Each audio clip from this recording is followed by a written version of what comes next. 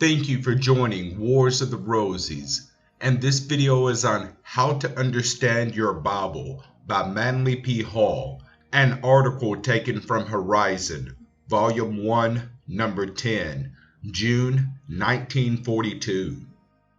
We have perceived only the shadow and not the substance if we pin our hope of salvation upon literal explanation of historical circumstance.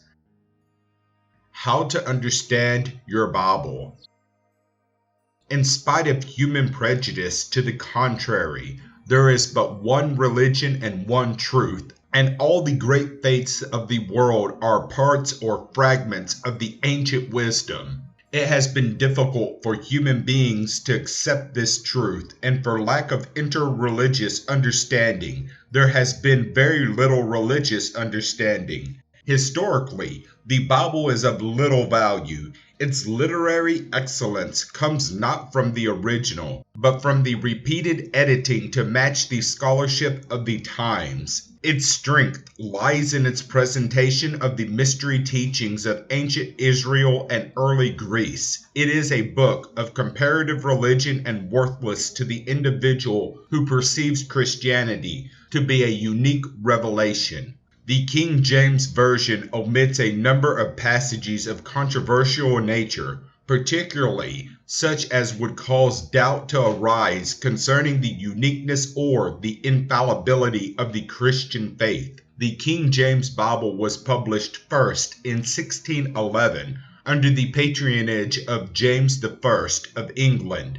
The actual translations were made by a number of scholars from leading universities. When the manuscript was completed, it was given into the hands of Lord Bacon, who is responsible for its present literary excellence. He achieved the impressiveness now evident in the book largely by taking libraries with the text. As a result, the Bible student is not justified in accepting the King James Version as an infallible production, or in believing that the divine dictates were revealed originally in the King's English. If we consider the gospel account in the light of comparative religion, we find that there is very little contained therein not to be found in the great religious systems of the pagan world. It is also important to remember that nearly every personality described or discussed in the Bible is primarily a symbol and not an historical individual. It is a great mistake to believe that there is a great spiritual value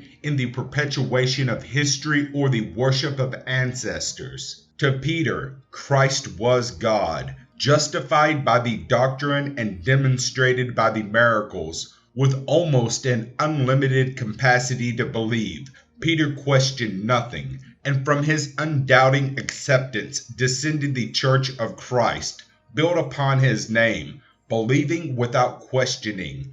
To Peter, heaven and hell were places, and the middle distances of the world were filled with spirits, good and bad, herded by angels and demons. Peter was not different from many of the evangelists of our present time who, in the face of an ever-growing knowledge, preach the jot and tittle of the scriptures.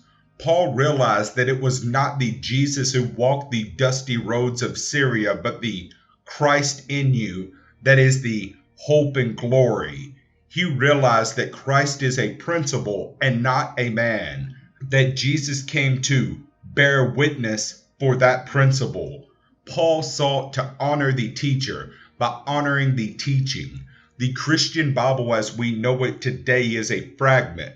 Politics and policy played a large part in the compilation. Still, with all its faults and with all its misinterpretations, the Christian Bible is the greatest book in English literature. But like most other great books, it must be approached with understanding, gentleness, impersonality, and a sincere desire to find truth. Excerpts from Manly P. Hall's Letters to his Bible Students. The full instruction is soon to be published in a book, How to Understand Your Bible. Thank you for watching, and please don't forget to share, like, subscribe, and comment. And if you can, please consider donating to Wars of the Rosies. Links to PayPal and Patreon are in the description. Thank you so very much.